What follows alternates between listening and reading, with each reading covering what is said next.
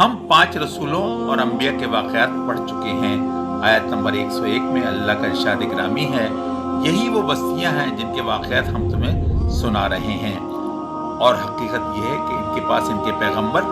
واضح اللہ کی نشانیاں، عقل کو حیران کر دینے والے معجزے اور مستند دلائل لے کر آئے تھے،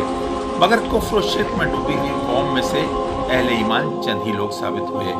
تاریخ گواہ ہے نوح علیہ السلام کے ساتھی 80 لوگ تھے اور ان کی محنت 950 برس کی تھی۔